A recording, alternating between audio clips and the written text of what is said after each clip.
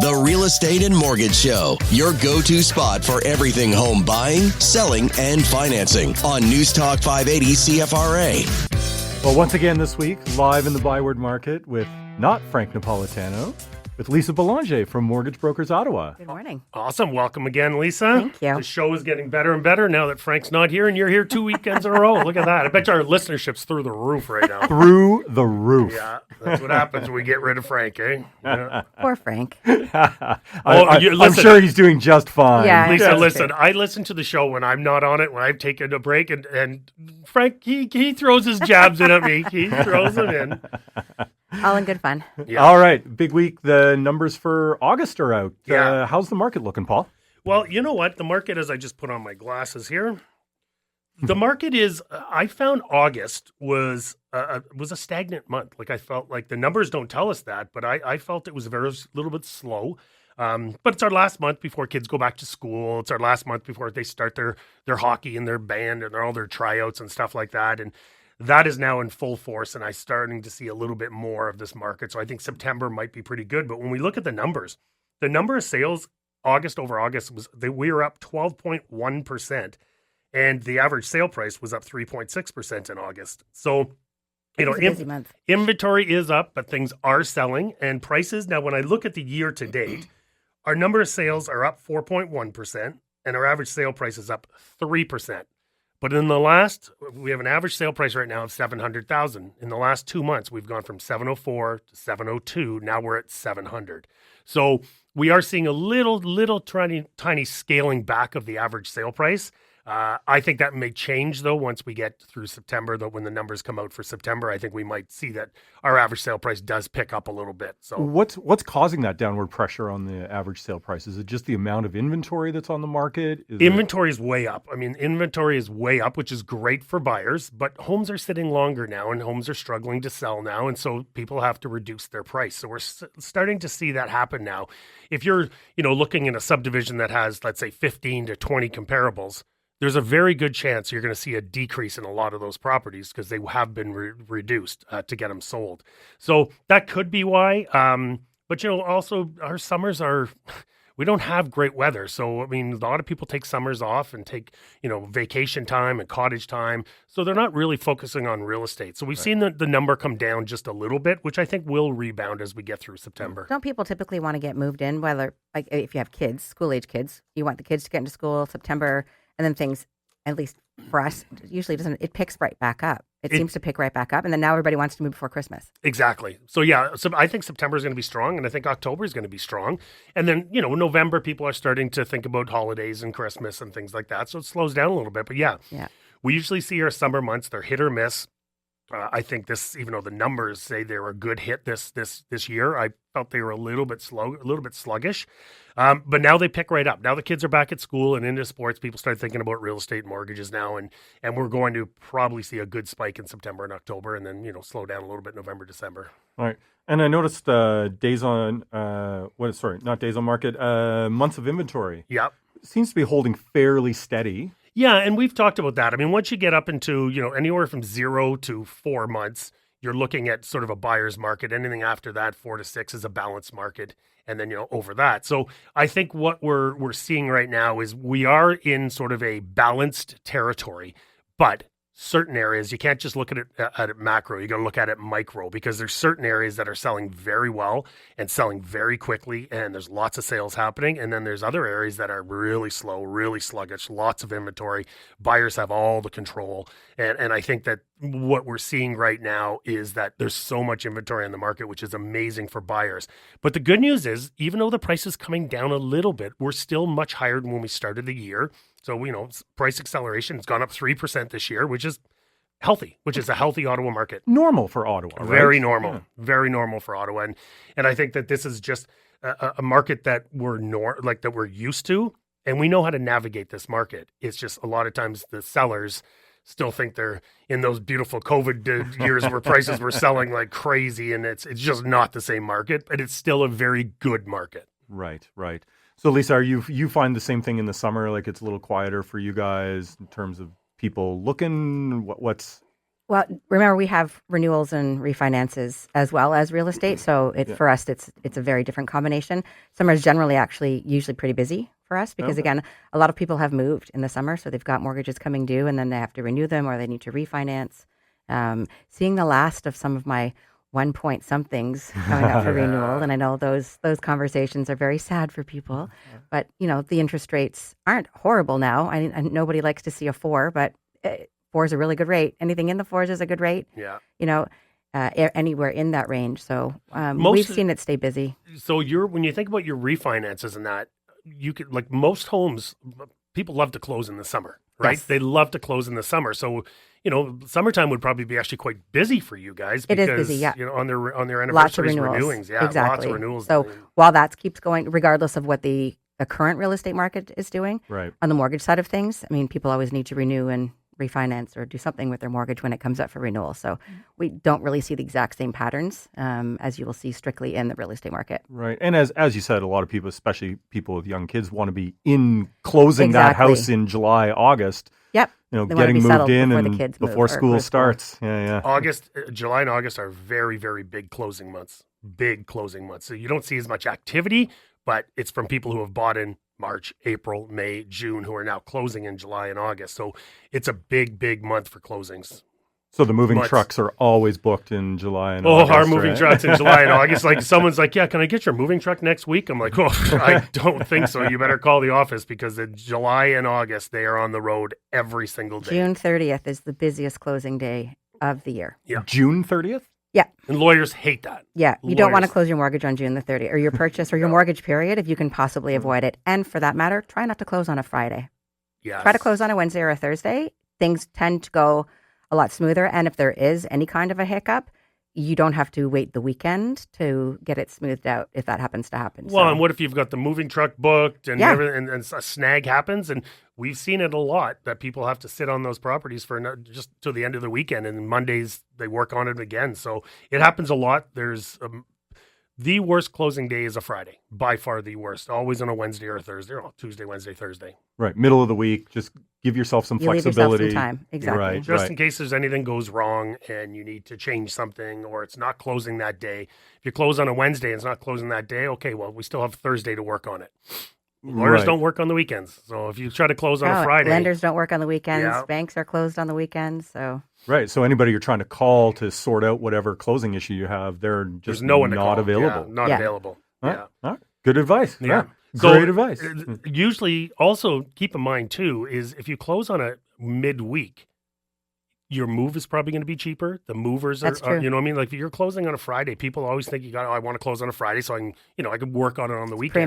Premium time. Well, guess what? That's when the movers are more expensive. That's when, everything is more expensive when you try to do that on a Friday. So that's got to be one of those things when you're buying a house, separate from your mortgage, all that closing costs, moving costs. Like what other kind of costs you're looking at on closing? So typically when you're buying a home or a property of any kind for that matter, but you've got your land transfer tax, you've got your adjustments. So if the sellers have already paid their property taxes for the rest of the full year, which they will have done theoretically in Ottawa because your last installment's due in June, then you are reimbursing those. So those are adjusted at the end. So we usually look at advising people to have between 1.5% and 2% of the purchase price budgeted for closing costs. Okay. Yeah, at least. I mean, land transfer is the biggest whopper, right? It is. I mean, that's usually about a 1.5%, depending on the price of the home. But you could budget anywhere from 1.25 to 1.5% in land transfer tax. Which some of these homes, you do that number. That's a big number. Well, even if you're looking at an average townhouse at $600,000, that's a fair size number for land transfer. Just for land transfer, But if you're a first-time home buyer, you can get the first-time home buyer Ontario land transfer tax credit, which will give you back or waive off, depending on how you look at the numbers, up to $4,000. So it's a nice. Well, we talked about this perk. last week. There's first-time home buyers are starting to get some nice perks like that. $4,000 land transfer. Coming down the pipeline is the GST elimination for first-time home buyers on brand new builds. So that's coming down the pipeline. So first-time home buyers obviously it's a great way to try to get them back into the market, right? The problem is so many of them are now stuck in that rental trap. Trying to get back into the market is really, really tough. I was reading an article a couple of days ago about housing starts in Canada. Overall, housing starts are up quite significantly, except in Ontario, where it's down 40% from its 2022 high. Well, it's very expensive. And that's exactly what they said in the article. Yeah. Is just Permits take a long time, and they're very expensive. The cost Yeah. for builders is crazy these days. Well, the cost, I mean, when we had Charles in the show, he was telling us some of the costs too, and the costs are creeping up. They're supposed to make it easier for builders to get shovels in the ground. They're not, and the costs are not making it easy either. I mean, I think there was an article years ago that came up, and it was something like 25%, don't quote me on the number, it was high. It was 20-something% of a builder's costs are like sort of the soft costs, like the permits and the drawings and the all the applications and all that stuff. That eats right into their profit. I can't remember what the number was, but it was 20-something was the number. Before they've even put a shovel in the ground. Before they've even put a shovel in the Yeah. ground. Those are the costs they're coming up with. And I know even with Charles, he's always saying, like, I need this many sales so I can get my financing from the bank. Otherwise, it's coming out of my pocket directly. So that's why it's, builder costs. That's why I love seeing someone like a Charles Clement just keeps forging ahead and keeps building, because there's a lot of builders right now that are constricting right now and not building at the same pace because we're in a tougher time right now. And speaking of Charles Clement, we have a big grand opening, which we'll talk about on the other side of the break. Perfect. 521-TALK, 521-8255. We'll be right back.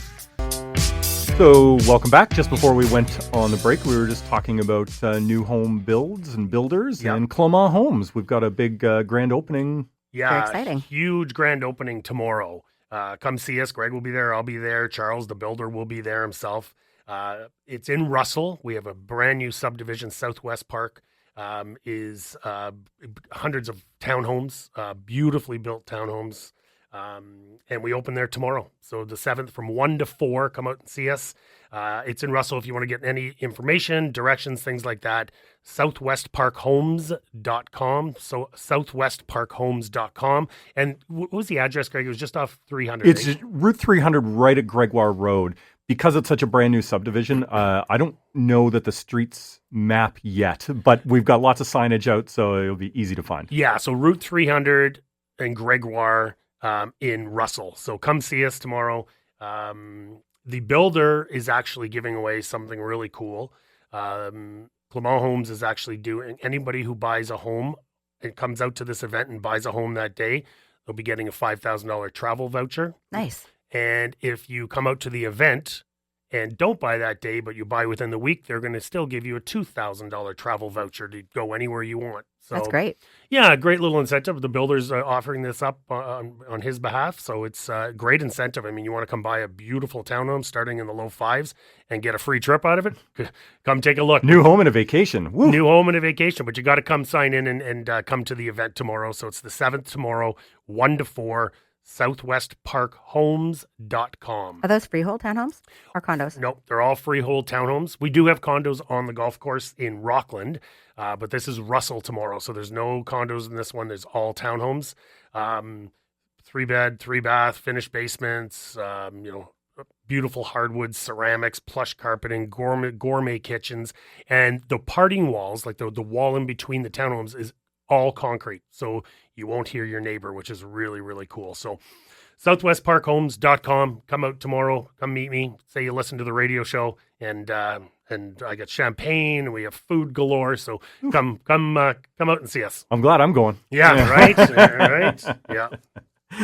Hey, Lisa, we had a question listener sent in. They weren't able to call in, but said they're separating from their spouse and just had a couple of questions about it. What they wanted to know is, can one of them refinance to buy the other one out of their existing home? Absolutely, they can.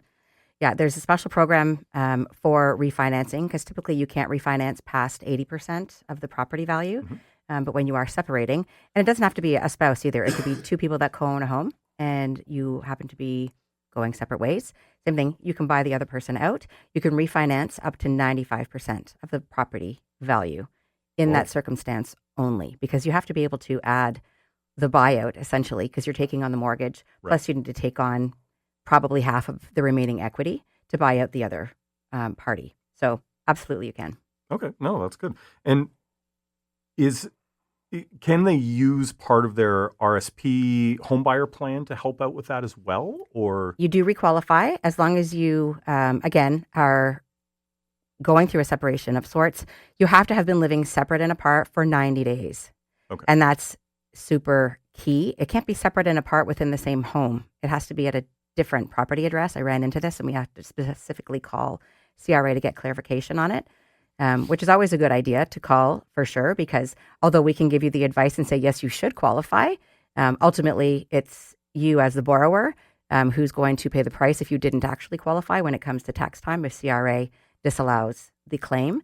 But you can typically reuse the home buyer's plan as long as it's been fully paid back if you used it before. Right. And you've lived separate and apart for 90 days. You can reuse it again for a down payment on a property. Okay. And you can even reuse it again if you're not separating on another instance, if you haven't owned a home within the last full 4 calendar years. So 4 years, you've sold your home 4 years ago, you've been out of the country, whatever, you come back. Or you've been renting, as long as you haven't lived in a house that you or your spouse have owned. Okay. In the last full calendar year. So it's better to say 5 years because sometimes it's partial years, but.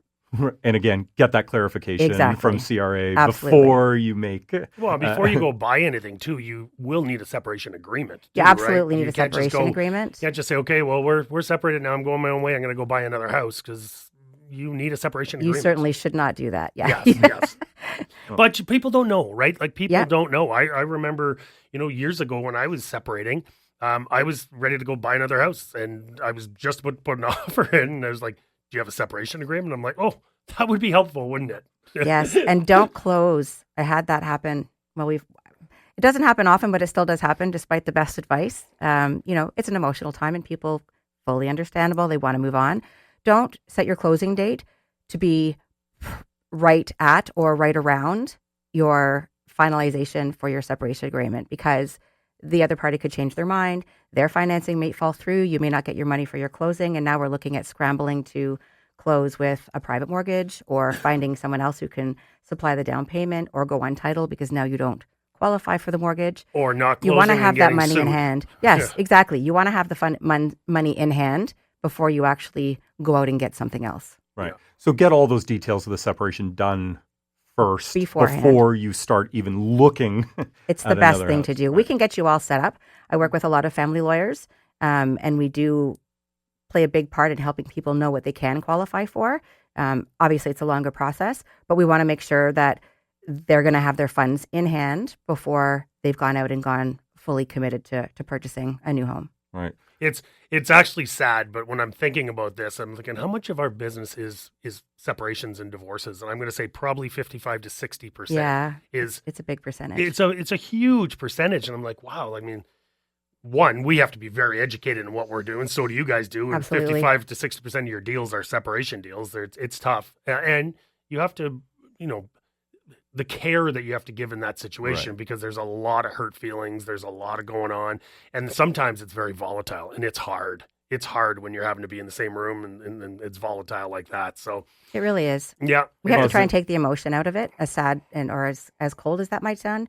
You have to really be there to try and, at least for us on the numbers side, and I'm sure it's the same on the real estate side, but on the numbers side of things for mortgages, you do have to try and take the emotional side out of things so that you can try and regroup and focus back on the next steps moving forward, because you really can't make a very sound decision if you're not thinking rationally. everyone in this room has been separated, so Correct. we know exactly. We're speaking from experience in this one. Have that agreement done Yeah. at least before you go talk Yeah. to your realtor or mortgage broker for Yeah. sure. We'll be right back. 521-TALK, 521-8255. Lisa Boulanger from Mortgage Brokers Ottawa back with us again this week. Yes, indeed. Oh, so upcoming rate announcement, September 17th. September 17th. And what are the odds? What are we looking at? Well, it's sounding like 90% in the decrease department. That changed quick, Because did last week it was change quick. 50. The week before that it was 40%. 40, that's not right. doing anything. Yeah, I mean, full on recession. Yeah. That's The GDP numbers weren't looking awesome last week. And No, and the jobs report, Yeah. unemployment up again. So We have another jobs report just before the announcement as well. Is that correct? Is that right? That I'm not sure. We just had one. So there's an inflation and a job report. The inflation, I believe, is the day before. Right. It's on the 16th, right? On the 16th. So, but you're saying it looks like we should be. It sounds like it. Yeah, like 90%. 90% and quarter point. Again, anything could change. A quarter. I don't know. Maybe a half. They haven't changed. Really? Right. So who knows? I mean, a half would be amazing. We've sat pat now for 3 times. 3 times now we've sat pat and done nothing. 3, yes. 3, yeah. So it's potential for a half point cut. Well, I mean, there's always potential. There's always for potential. Anything. You can't rule anything out, right? I'm not the Bank of Canada for sure. I'd be shocked, but I'm happy to hear that there will be a rate drop, potential rate drop. That always helps the economy and it helps the real estate market. And the people start coming out of the woodwork. The optimism rises, and it just anytime a rate drop, I don't care if it's a quarter or a half, just we need a rate drop. But remember, that's the overnight rate, which impacts the prime rate, which impacts your variable, adjustable, or line of credit type products. It's not directly tied to the fixed rates, although they've been kind of moving in unison much more in the past 12 months or so, but they're not directly tied. Getting prime down is helpful for a lot of things, not just the rates, but think of all the businesses that run off lines of credits. And, when the rates were so high and they were, running their business on, 7, 8, 9% lines of credit, and it's tough for them. It's really tough. And I do know a lot of businesses that it's like a revolving credit. They use their line of credit, pay it off when they get money in, use their line of credit. Well, and consumers do too. Totally do. Right? Totally do. And some of those unsecured line of credit rates, they're looking, they're in the, 15% range, 14, 15% range. Yeah. For a line of credit, which is actually better than a credit card at 22%, but it's still very high. It's still high. Yeah. Well, and effects of what we were talking about in the first segment with builders.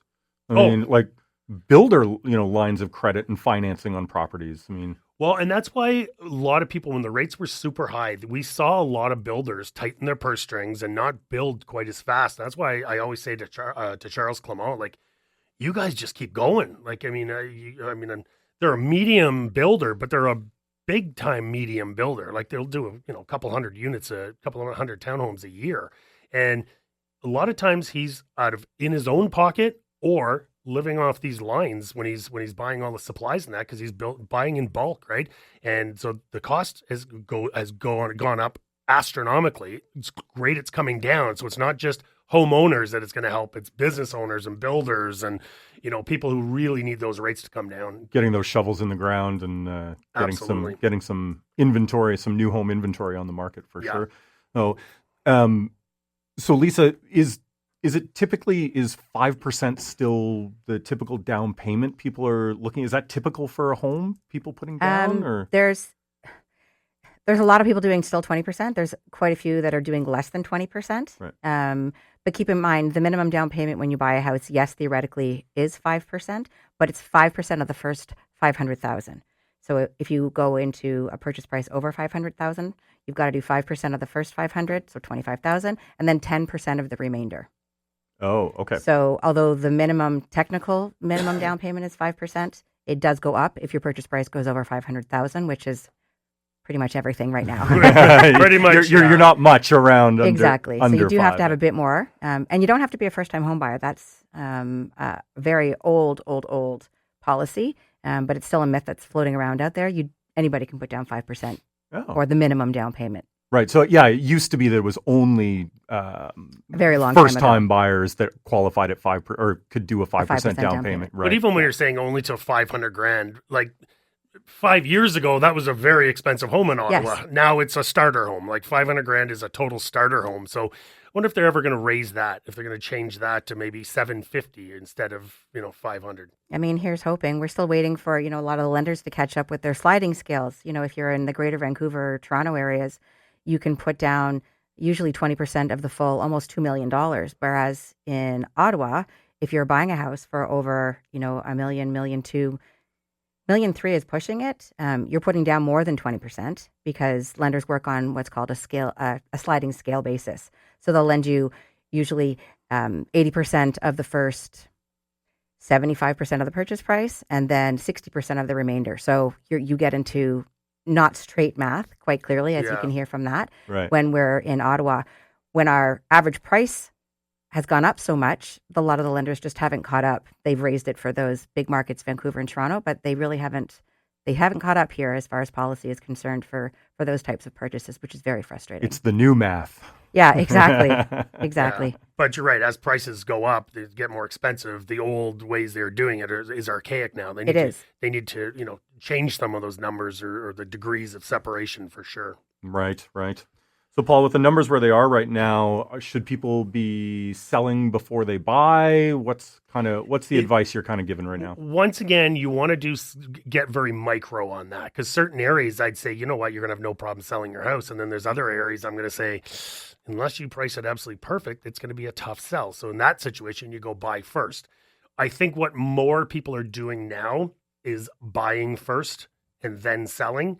But there's a lot of inventory out there. So you do have a lot of choice. So if you want to do it, the easy way and sell first, you will have a good option after you sell your property. But a lot of people, they don't really care to move until they find that perfect home. And sometimes when you buy that perfect home, you can't sit around. You have to buy it now, and therefore you have a home to sell afterwards. So something you've been keeping your eye on, and it just pops up on the market. You need to pull the trigger. If you want it, you have to pull the trigger on it. You literally have to go that day. And sometimes, I was involved in one this week that the house hit the market in the morning, and I already looked at showing time, and I saw that there was tons of showings on it. So I literally went and saw it with my client at like 2:00, and I put a hard, firm offer in with the other agent, and luckily it was accepted, but it was only because we were fast.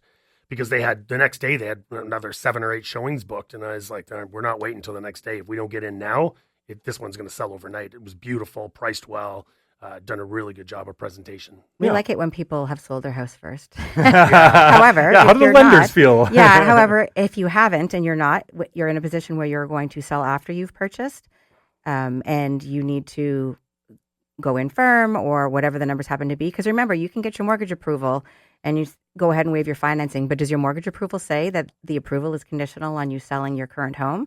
You have to make sure that you're qualified to carry both of those homes in the event that your house sale doesn't close or you don't get a sale. And you can only get bridge financing if you've got a firm offer on both properties. So you have to have all conditions waived. I'm shocked at how many people don't understand bridge financing. There's so many times where like, oh, we bought, but if we don't sell it, we'll just bridge. I'm like, well, that's not bridge financing. That's called a loan. Bridge financing, your home has to be sold firm in order to get bridge financing for that gap. But there's a lot of people that don't understand that, because we'll talk to them many times and they're like, oh, we'll just bridge. I'm like, well, do you understand what bridge is? You can't just bridge if your house isn't sold. Yeah, it sounds like a very easy term, but it's a lot more technical than that. And that's why I say, if you are going to go buy a house before you've actually sold yours, make sure that your mortgage broker or your lender, whoever you're working with, has made sure that you can qualify to carry both homes in the event that yours hasn't sold. You need that as a fallback plan. Is it an extra step? Absolutely. Is it something that every mortgage broker, lender, banker should be doing? 100% it is. Are all of them doing it? Absolutely not. Yeah. Wow. Lisa Boulanger of Mortgage Brokers Ottawa sure is. Absolutely.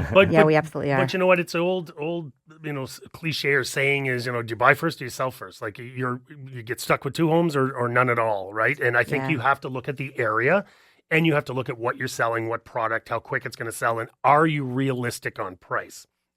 So I would like to always go in there and say, okay, here's a worst case scenario. We're listing your house at $800.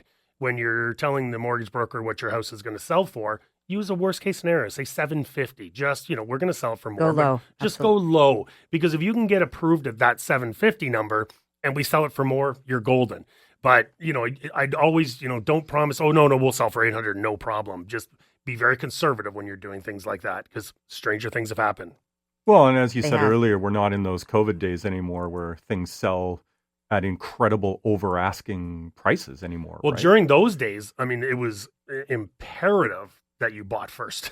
Because I knew your house was going to sell. It wasn't, it was like, is my house going to sell? It's like, don't worry about your house selling. Let's worry about how many minutes is it going to sell? How many minutes? But let's worry about what you're going to buy, because I just want to let you know that, that $800,000 house that you thought you were going to buy is probably going to go to $1 million.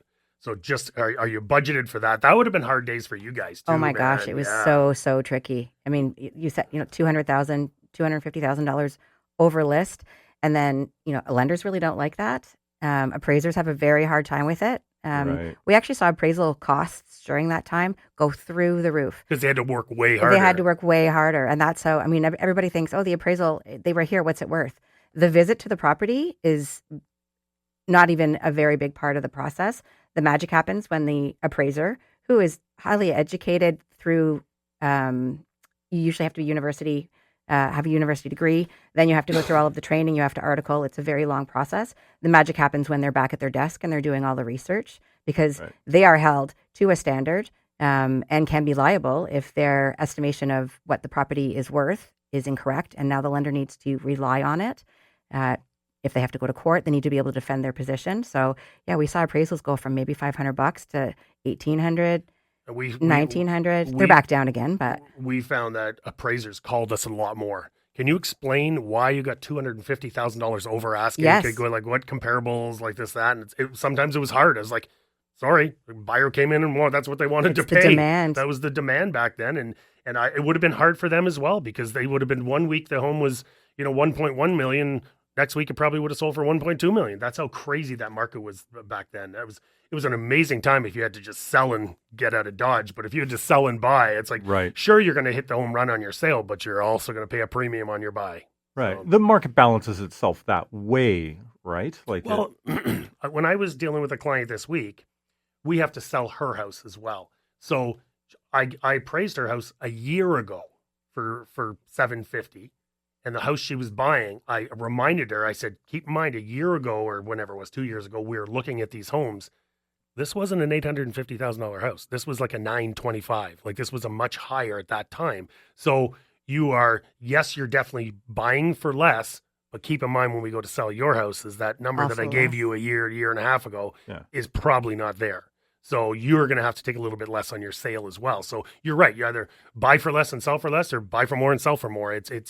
It comes out in the wash usually in most markets. Right. Like unless you're moving out of the market you're in and hopefully to a less expensive market. Well, we saw a lot of people, especially during COVID, we saw a lot of people who were, when you're able to work from home, they were moving out east because they're getting houses for fractions of what they were paying here in Ottawa. So we saw people going out, to Nova Scotia and out to all these different places and, selling their $800,000 house and buying a house out there for $350 cash because they could, and that was happening in those times. But listen, Ottawa's, as far as a capital city goes, Ottawa's still one of the cheapest markets. Like an average sale price of $700 is not, I know it sounds like it's a lot of money, but take a look at other capitals. Take a look at other cities. How about Toronto? Toronto's average sale price is like $1.2 million. Like, you get a shack in Toronto. Average, right? Yeah. Like, so we're very fortunate to be in not only a pretty city, but we're in my opinion, we're an affordable city as well. Right. So. All right. 521-TALK, 521-8255. We'll be right back. So not only are we live on the air in Ottawa, we're live on the air around the world. And we have global listenership. iHeartRadio. Yeah, iHeartRadio. It's true. After every show, my girlfriend Petra will call me and she'll be like, I like what you said here, but I didn't like this. So she critiques the show for me. So she's over in Slovakia visiting her dad right now, her dad Joseph, and they're listening to the show right now. I thought I was going to get the week off. Like, I thought it was going to be, she wasn't going to say anything about my performance today, but nope, she's listening. Still getting the critique by text from Slovakia. From Slovakia. They're having their afternoon beers because it's, 5, 6 o'clock over there, having their afternoon beers listening to us on the radio. Nice. That's hilarious. Hey, Petra. So, Paul, I was talking with a client this week, and he was putting his house up for sale, and house showed beautifully. He was really concerned that the basement wasn't finished. And he was, should you finish a basement before putting your house up for sale? So, first of all, that's an expensive finish, so you're probably not going to get the value out of what you put into it. However, when I tell people that they should be doing the basements, if it's a small home, if you don't have a main floor family room and you just have a dining room and a living room and it's a small single or a small town, people can't envision, where do the kids go? Where do the kids go watch their TV? Playrooms or living space. Where's the playrooms? Where's my son going to shoot some hockey pucks? And so a lot of times a smaller house like that, it's beneficial to finish the basement. But the bigger homes that are already, 25, 27, 28, 2,900 square feet, you don't have to finish the basement to sell. People, you already have your main floor family room. You probably have a den. So it's not as important.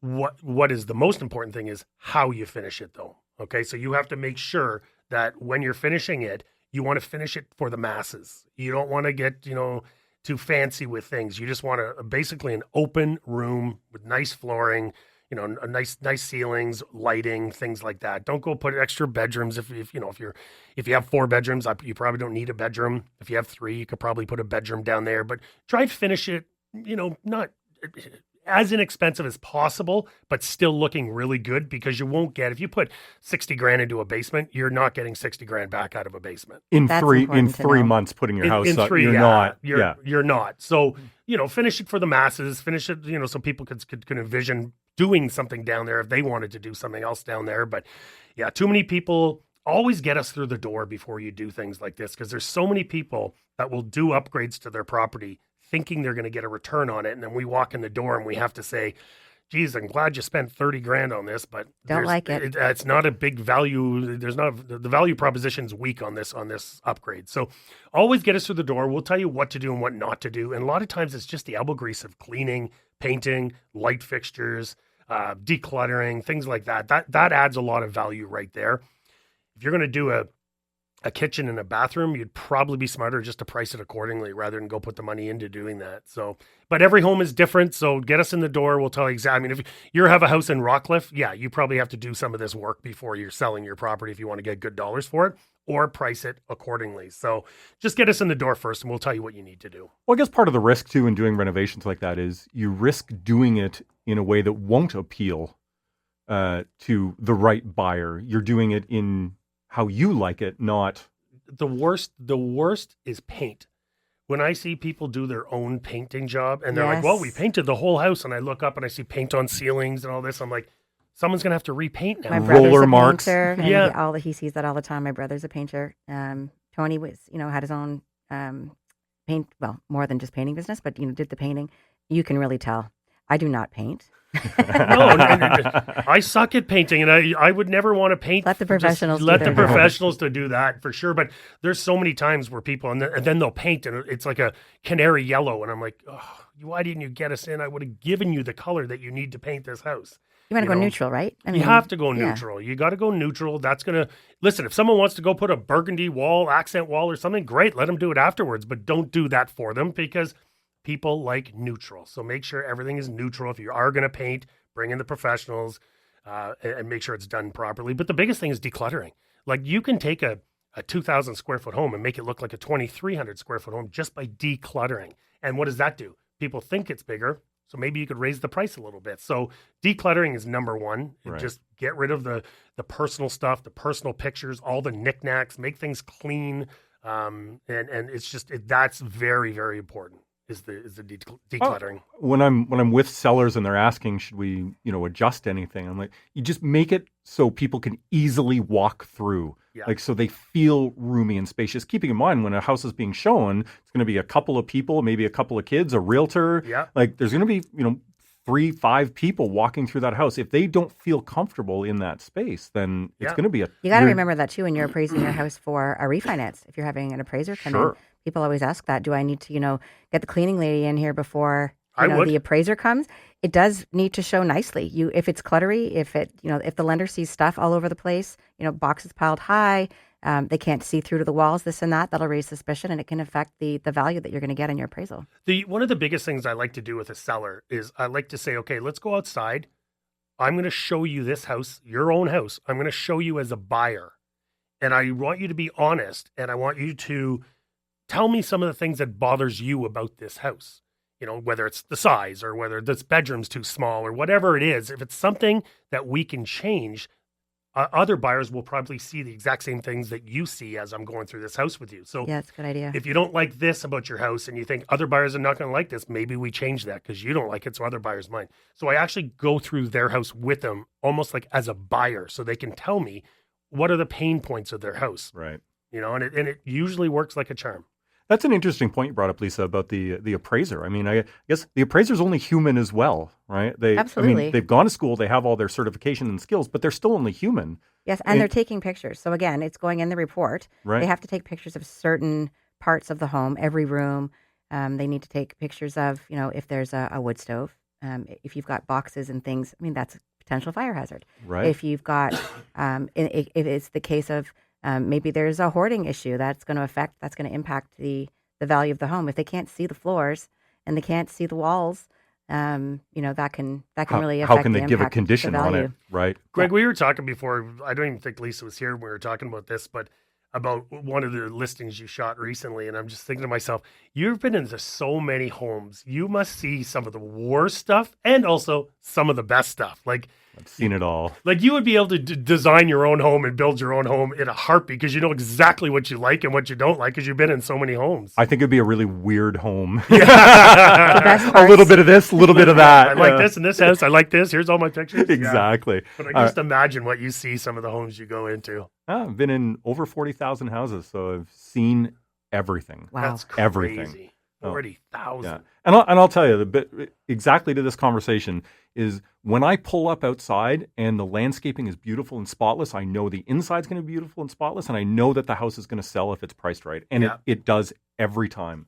Those are the ones we see from our team that sold in a week. Yeah. Where on one down the street that doesn't look near as good has been sitting for a month. Yeah. You can always tell, even in today's market, you go through a house and if it's done beautifully and shows beautifully and clean, that home is not staying on the market long. If you're sitting on the market, there's either a pricing problem or a condition problem. That's your only two. That's your only things, condition or price. And if you feel like the price is in line, then maybe your condition's not in line. So maybe you got to spruce that up a little bit. Right. Lisa, birthdays?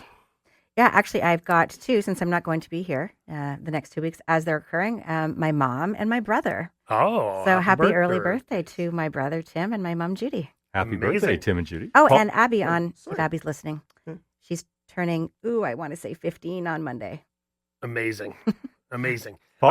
Mike Machargo from our team celebrates his birthday Monday, as well as Bridget, who just celebrated 7 years with the company. So happy anniversary to Bridget. And also southwestparkhomes.com. Come see us tomorrow in Russell for the grand opening of this beautiful subdivision. The builder is giving away $5,000 vouchers and $2,000 vouchers for people who are buying either this weekend or within the next 7 days. So come see us, southwestparkhomes.com. Have a great week, everybody.